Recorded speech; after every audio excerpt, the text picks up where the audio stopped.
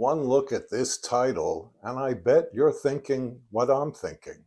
Except the characters in this story have something else on their minds. Like, what's in James Coburn's head? Inquiring minds want to know because he's the president's analyst, the shrink, who knows what's going on in the president's head. All those secrets. And inquiring minds from every intelligence service in the world want to know those secrets.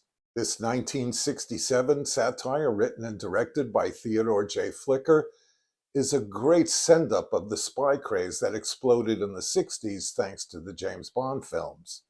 And it's top-lined by James Coburn, who became a star thanks to Our Man Flint, but with its sequel, In Like Flint, and the dreadful Casino Royale, not to mention the upcoming You Only Live Twice, 1967 was the year where the oversaturation of spy films was starting to wear thin with the public. Strangely enough, they are popular again. Steve McQueen may have been the king of cool, but James Coburn eked out a unique place for himself in the Cool Guy Hall of Fame. Tall and lanky, with a deep resonant voice, he was not conventionally handsome, but nevertheless seemed to personify Hollywood in the late 60s. Frank Sinatra and Johnny Carson may have briefly worn Nehru jackets and love beads in the late 60s, but only Coburn could pull off that look and still look cool.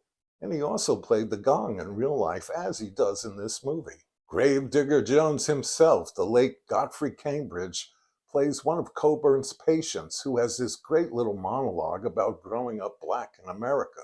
But once that's off his chest and a rapport has been developed, Cambridge reveals that he's really a government agent who's been assigned to check Coburn out, as he's being vetted for the possibility of becoming the president's analyst.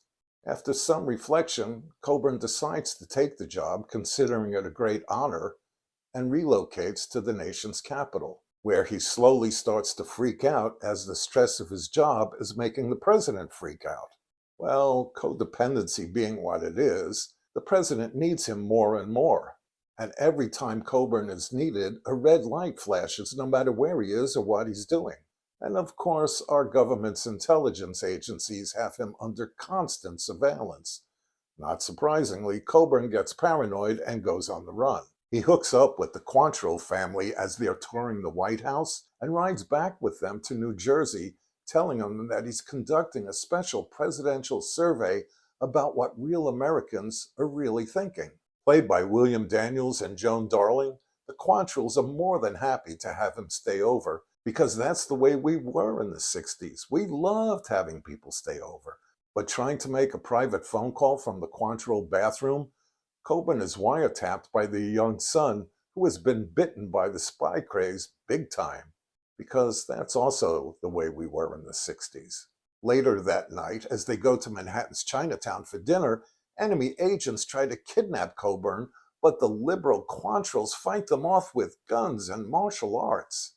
Clearly, this movie's taking no prisoners. Right, left, or any variation thereof, you're in for a satiric drubbing. Coburn flees the scene and winds up taking a ride in a van filled with hippies. He later makes love to a woman named Snow White in an open field. The scene climaxes when we see that they're surrounded by agents from different countries, and they're all killing each other as they try to kidnap Coburn, until he's eventually kidnapped by Canadian agents. You know, back when we were friends. Coburn is then kidnapped from the Canadians by Severen Darden, who plays a KGB agent with daddy issues. He hates his daddy, who as the head of the KGB had his mother shot. Now that's a dysfunctional family. Coburn convinces Darden that his therapy is going to take years. So Darden decides not to bring Coburn back to Russia and instead hooks up with his American counterpart, Godfrey Cambridge, who has his own issues.